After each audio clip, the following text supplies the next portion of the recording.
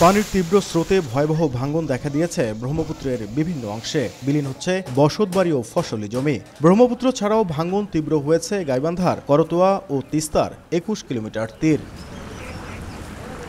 একই অবস্থা কুড়িগ্রামের তিস্তা, ধরলা, দুধকুমার এবং ব্রহ্মপুত্রের। বছরের পর বছর এমন ভাঙনের কবলে নাকাল নদীপাড়ের বাসিন্দারা। ঘরদুয়ার ভাসি গেল, গরু বাছুর ভাসি গেল, ছাগল ভেড়া মরি গেল নদী তরিয়ে। টাইমের মতন বুদ্ধি নাই, জমা জমিন নাই আমার। আমরা চাই এখানে ব্লক দিয়ে স্থায়ীভাবে সরকার যেন কাজ করে, থাকলে আমরা দীর্ঘদিন যাবত এখানে বসতবাড়ি করে থাকতে পারবো।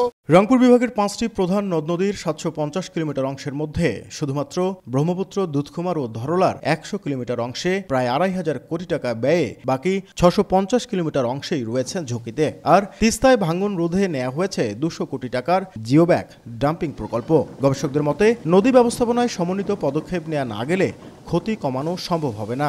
বাঁধ নির্মাণ এবং সংস্কার ছাড়া এই টোটকা চিকিৎসা দিয়ে, এই বালুর বস্তা দিয়ে এই তিস্তা রক্ষা করা যাবে না। আমরা চাই যে একটা নদী ভিত্তিক নয়, নদীর অববাহিকা ভিত্তিক কাজ গড়ে উঠুক, নদীর ব্যবস্থাপনাটা আমরা চাই। তবে পানি উন্নয়ন বোর্ডের দাবি, চলমান প্রকল্পগুলোর কাজ শেষ হলে অনেকাংশেই ভাঙন রোধ করা সম্ভব হবে।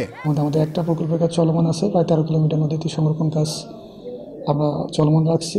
সেখানে বন্যা নিয়ন্ত্রণ বাঁধ ১৫ কিলোমিটার পুনর্কৃতি কাজ চলমান আছে। জেলায় পানি উন্নয়ন বোর্ডের ৪টি প্রকল্প চলমান ছিল। এর মধ্যে গত অর্থ বছরে একটি প্রকল্প আমরা সমাপ্ত করেছি রৌমারী রাজীবপুর এলাকায়। এর বাইরে যে ৩টি চলমান আছে তার আওতায় আমরা ৫৫ কিলোমিটার কাজ বাস্তবায়ন চলছে।